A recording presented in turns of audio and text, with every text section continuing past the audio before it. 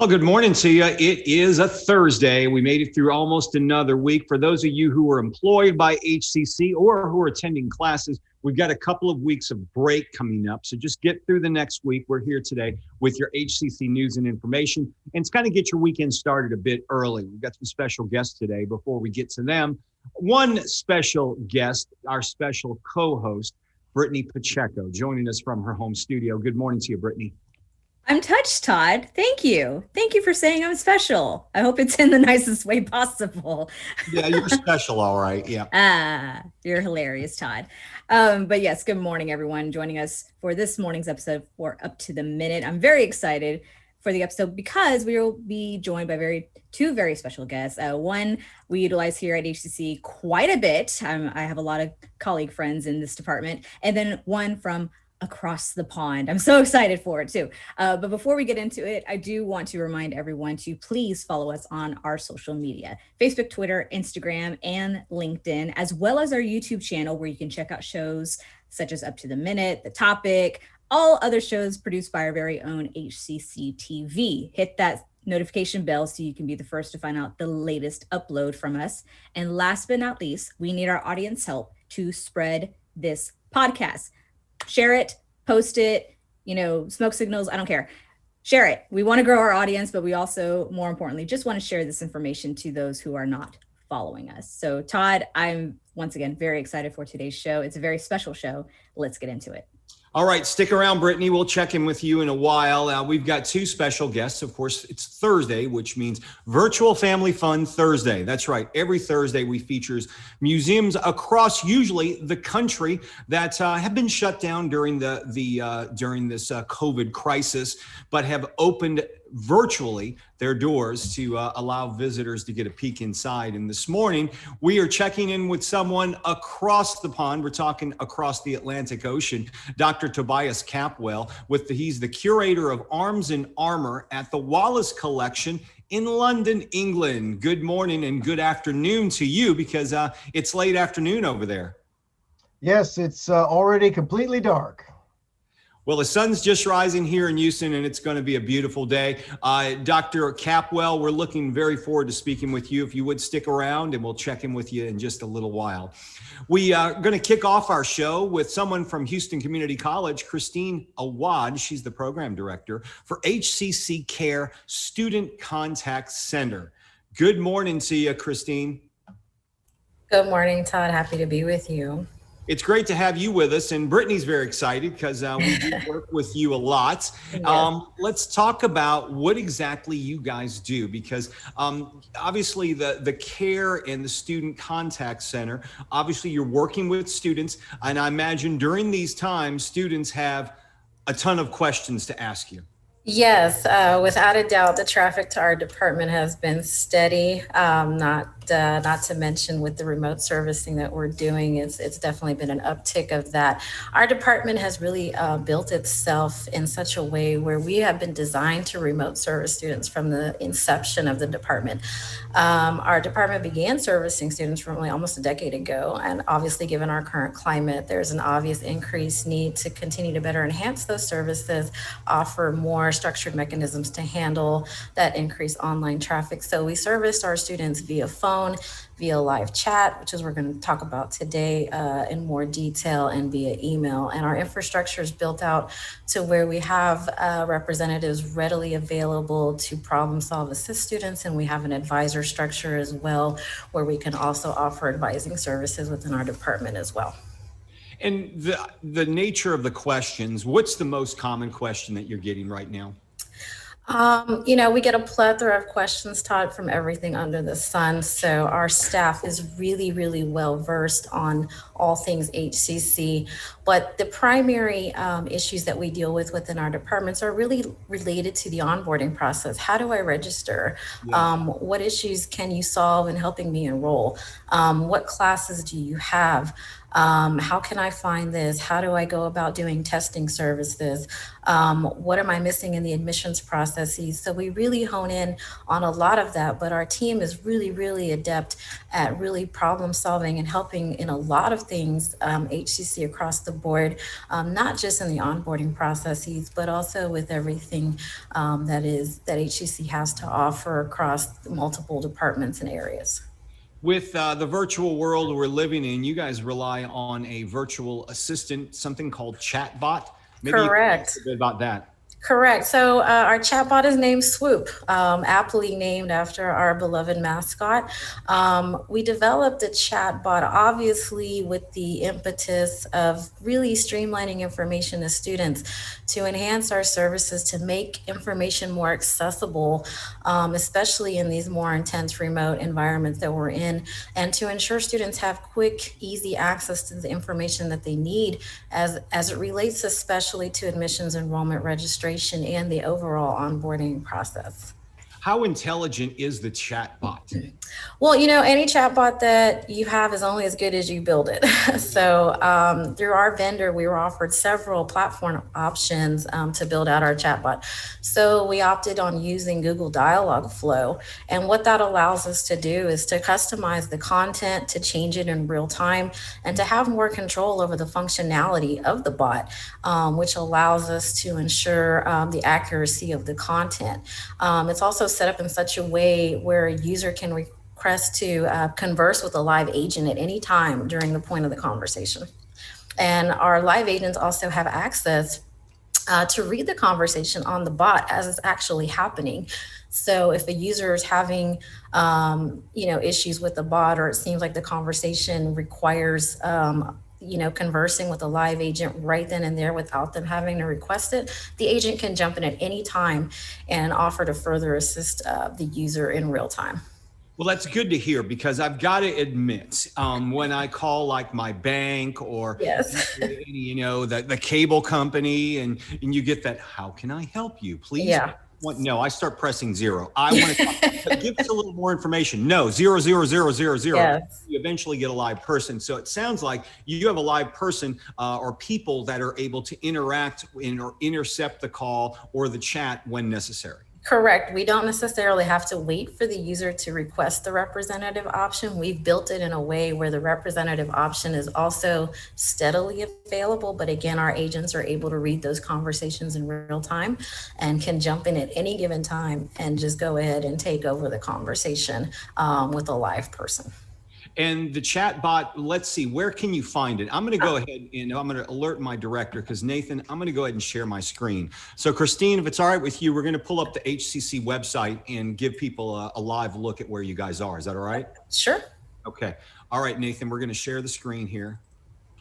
All right, so you're seeing that, and there is there we go with our HCC homepage, and you guys can be found down here. Is that correct? Correct. That's where we want to get the ball rolling. What I was hoping to also do is demo the chatbot for you, so you can also see it. Okay, so should I ask him a question? What should I do? Well, let me see. Yeah, so go ahead and type your name, and you can fill out the survey as is. Okay, and then, okay, so and you want to go ahead and click that send transcript button, which will automatically send a full transcript of your chat. All right, so here you go. So this is what it's going to take you to. So this is where they're going to collect your information. You enter your full name, your email address, and of course for students, the ID number, and then you go down to a contact reason. So I guess that way, I'm going to go ahead and stop sharing now, Nathan. So that way students are going to get a chance to enter their information, and your representatives, when they jump in, are already going to have that student information from Correct. And what's good about our chat system as well is that the agent can see the person typing before they even hit enter or submit their request, so they can get a head start on what's going on with that as well.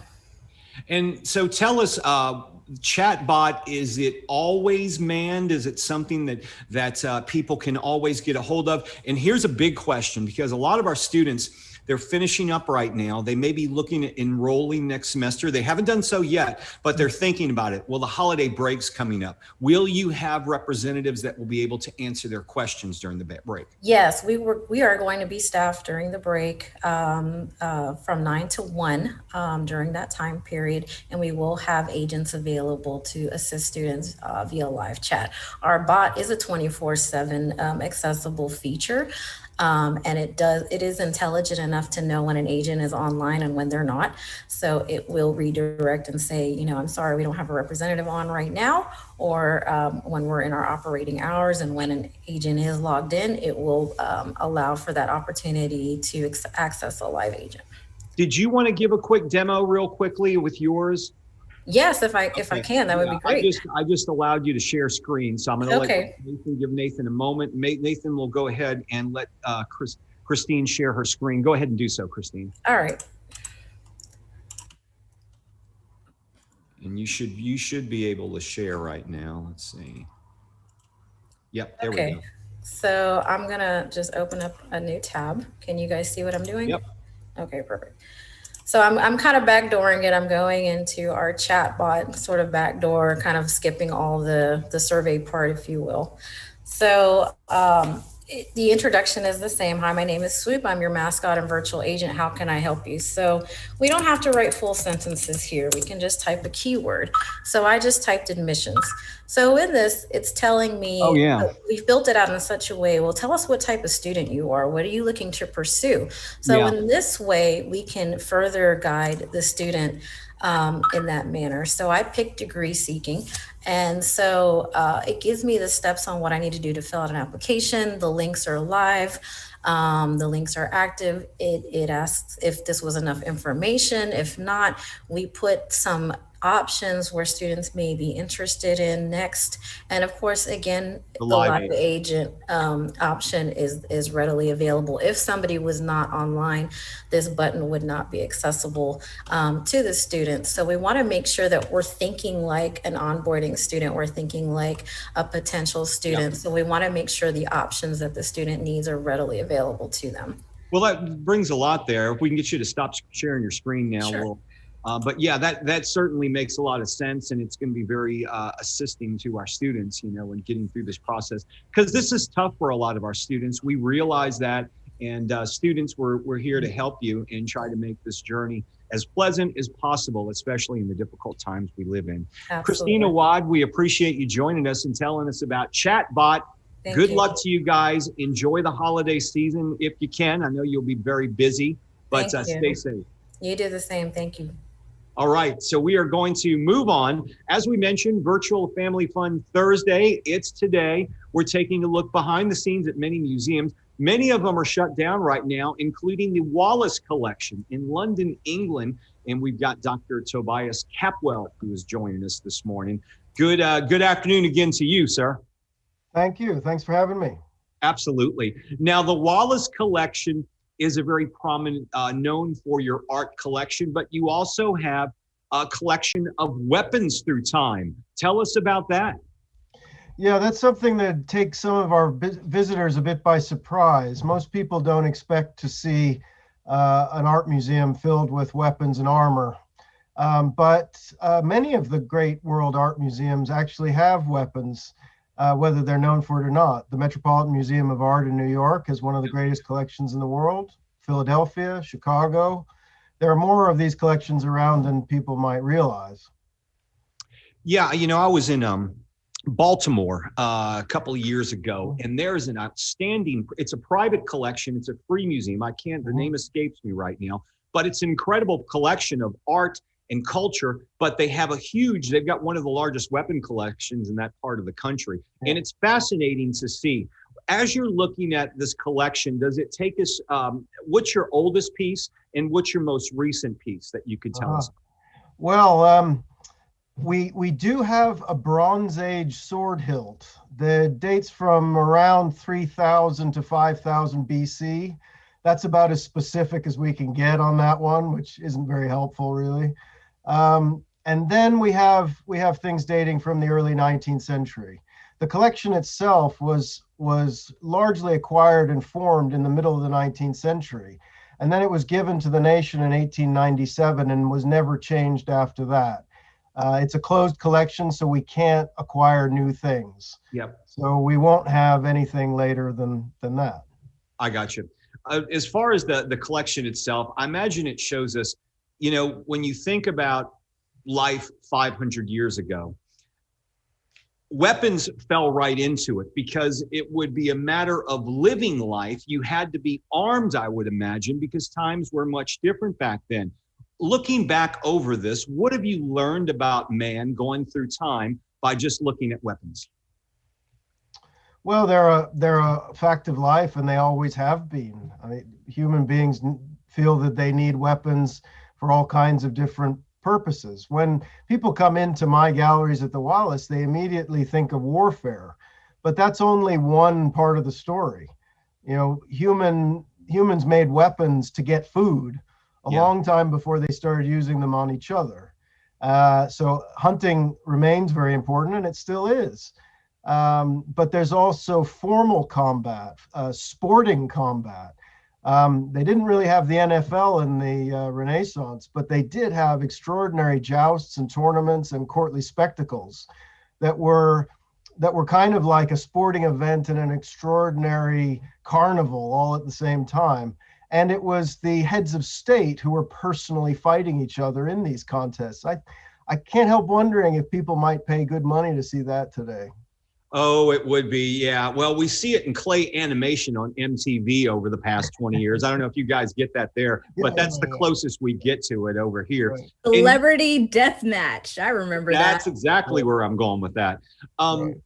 Tobias, I want to ask you this as well. I imagine back in 500 years ago and moving on, weapons were also a status symbol, because you talked about not just weapons for warfare, but for show, but it also was something that was used as ornamental, and it would show your status in society by the designs and the jewels you had embedded in the weapons. Yeah. I mean, anytime you put something on your body, it's immediately an expressive process. You're immediately saying something to the world. Even if you're saying, I don't care what I wear, that still is a statement. But of course, a lot of people care very much about it. So armor and weapons are analogous very much to clothing in that they are body art, if you will. But you can also compare them to other modern things like cars. You know, people today have a really quite a varying attitude towards cars.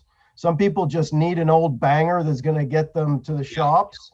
And other people take tremendous pride in having several cars for different purposes. You know, are you out in the country? Are you driving in the city? You know, and what's your attitude anyway? And how much money do you have to spend? And how important is this? That's very much the niche that Arms and Armor had before there were cars. Is your collection of Arms and Armor all European, or you mentioned something that was created back in the Bronze Age? Was that found in Britain, or do you have stuff from across the world? The Bronze Age sword hilt, I think, probably comes from France, but we don't actually know. We have some of our early objects are all French excavations that kind of surreptitiously ended up on the commercial market in the 19th century. We're most famous for the European Arms and Armor, which is a collection that's been exhaustively studied and published over the last 100 years.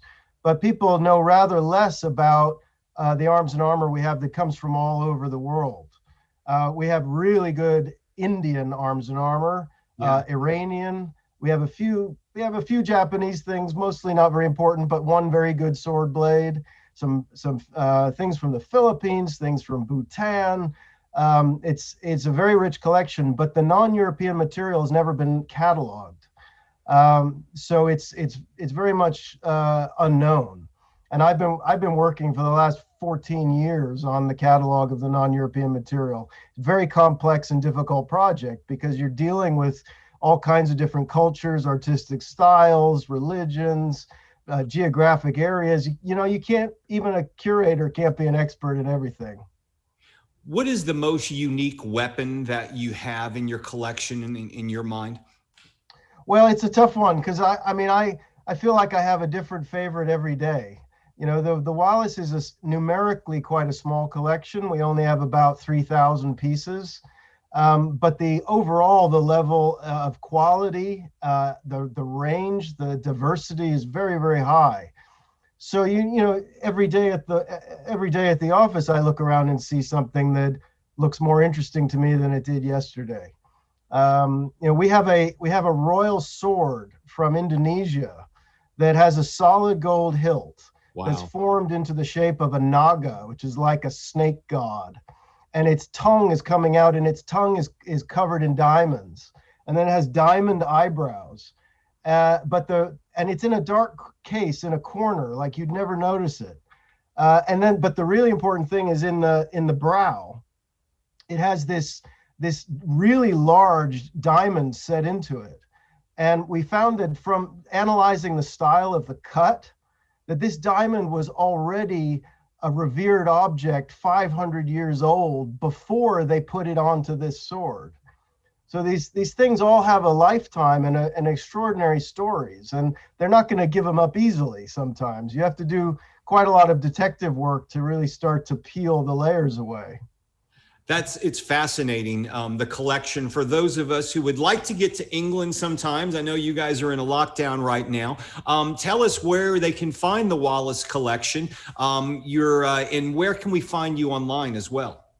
Physically, we're right in the middle of central London, just up from the shopping area in Oxford Street and just down from Sherlock Holmes's house on Baker Street, right in the middle of the city. We're quite close to Madame Tussauds too, which is easy to find usually. We've just reopened after another lockdown, so the museum is open on a sort of limited level at the moment. But we've been doing new displays. You know, when we don't have that many visitors in the galleries, we can do special things, like put things on open display that we might not ordinarily show that way. We're trying to make it as special as we can until we get back to normal. And we're also putting a lot of different resources online. I'm running a special month of online events this month, all having to do with Armour as Renaissance art. There's films on YouTube, there's content on the website. You know, we're doing what we can. Absolutely. Well, we're going to give the folks the social media links to find your collection and your YouTube channel and all that stuff in the social media post for the show. Let me ask you this. I know we talked before the show started. You're originally from the States. We can tell by your accent, but you said you've been in London for about 25 years now. Obviously, this is unprecedented. What's it like living in London in a shutdown? Yeah, I mean, I work in London, but I live in Suffolk. I live about 100 miles outside of London. Okay. So I've been spending rather more time in Suffolk than I usually do. It's tough. It's, you know, a curator doesn't like being separated from the collection. That's why we're there. Museums are about, we can do all the online stuff in the world, but ultimately museums are about the real thing. Yeah. They're the places you go to see those real objects, that armor that really was made for Henry VIII. You know, when you go to a museum like this, you are standing next to your ancestors in a very tangible way. It's not quite the same online, you know, and there's no way around that. But we've done what we can. We get open when we can open, and hopefully it'll be back to normal next year. Boy, aren't we all hoping that. I think I mentioned to you before this started that I was supposed to leave for London a week from Saturday, and that didn't work out, of course, because of COVID. But I hope to get over there in the next year or two and when things get back to normal. When I'm there, though, folks, you want to check out the Wallace Collection. We're going to put their link online. Thanks for joining us, Dr. Capwell. Stay safe. My pleasure. Thanks. Thank you. Bye. All right, we're going to check in with Brittany. And Brittany, of course, here at Houston Community College, it's a big week because our graduates are graduating. You know, a lot of our students are graduating, and we have a commencement coming up tomorrow, I believe at 11 a.m. So that means tonight is the last night for grad week, and they're going to go big. I mean, you know what they say, go big, go home. Well, we're already home, so they're going to go big. So Student Life and Rec Sports are celebrating this achievement with their Student Life grad party happening tonight, December 10th at 6 p.m. It's exclusive. It's exclusive, guys. virtual grad party with DJ High C from 97.9 The Box, and a chance at winning gift cards and a way to connect with fellow graduates. Now, when they did this in the spring, man, it was off the hook, y'all. So register by going to hccs.edu/graduation. You don't want to miss tonight's pre-graduation festivities. Yeah, it's definitely off the hook. I checked in with the one from they did in the spring just to see what it was like. You had some vice chancellors there. You had some trustees there. Guess what? They were doing the Macarena. Yeah, all their cameras were on. So it's going to be a treat tonight as well. So make sure you jump in, and we can't say enough for all you graduates. You know, you really deserve a lot. You've gone through some tough times, as all of us had, but especially staying in school and doing the virtual thing and completing your goals. We salute you, for all of you, for getting through this. So very special week for our graduates. All right, save the date. Convocation's coming up. This year's Convocation is called Deep in the Heart of Houston. It's happening 10 a.m. Friday, January 15th. Details are to follow. You can register online. That'll be coming up as well. Another thing happening, winter break starts a week from Saturday for most of us, not for Brittany because she's taking next week off, but that's on the way, Brittany. It is. So, but on that note, start making plans for your winter break, and you can do so by taking only one well, maybe not only one, but you can definitely take a mini session. So that's happening beginning, if I'm not mistaken, next week, December 14th. So, but we will be on break beginning December 21st through January 3rd. And classes, well, not classes, but work will resume for us back in January, on January 4th. So up to the minute we'll return then. But I do want to stress the mini session because that is happening beginning of next week. It's 3 weeks. It's accelerated. You've got to be disciplined, y'all, but it's a great way to knock out at least a class, get your credits. If you're here at HCC, or if you're a transfer student going back to your four-year university, hey, get it done. That's right. Knock out 3 hours of credit hours in a few weeks. It's a pretty good program. So we'll have the link for that in the social media post. Also, spring registration, it's happening. It's underway. One way or another, we're having classes next semester, Brittany. We're looking at different ways of delivering them. We can tell you there will be 2 online ways of doing it. One way of taking classes anytime, or one way of taking classes on a schedule. That's right. So either way, with the online option, the fact that it's available, it's one's at your convenience, the other is more or less specified, but doing it in person in terms of classes, your lab-based courses, or your flex campus, you want to sign up for those now, because those section sizes are going to be a lot smaller this upcoming semester to adhere to social distancing regulations.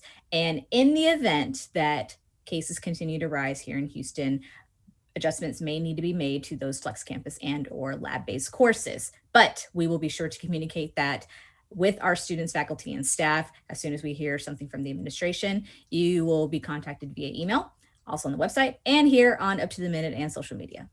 Yeah, hccs.edu/now. Register today.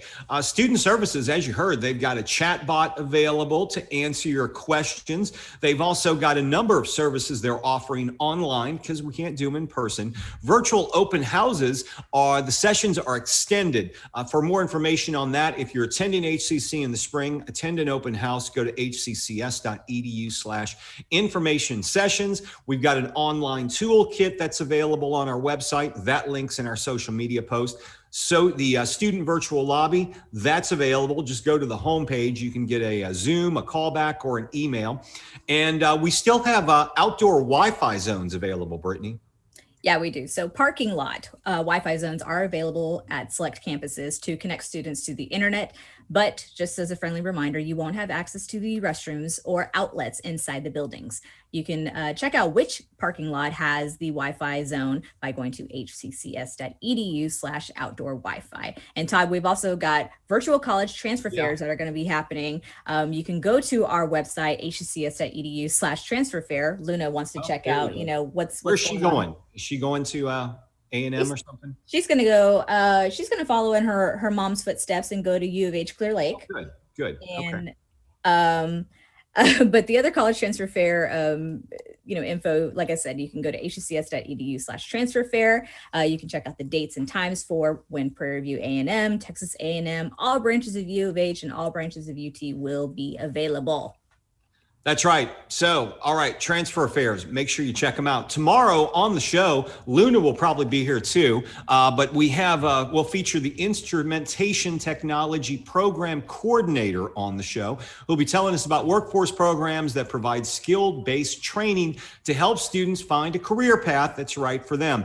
And Brittany, it's Friday, which means we will be joined by Dr. Jimmy Adams, our resident poet, for another perspective that he and only he can provide. So tune into that tomorrow morning at 10 a.m. for Up to the Minute. We'll see you then.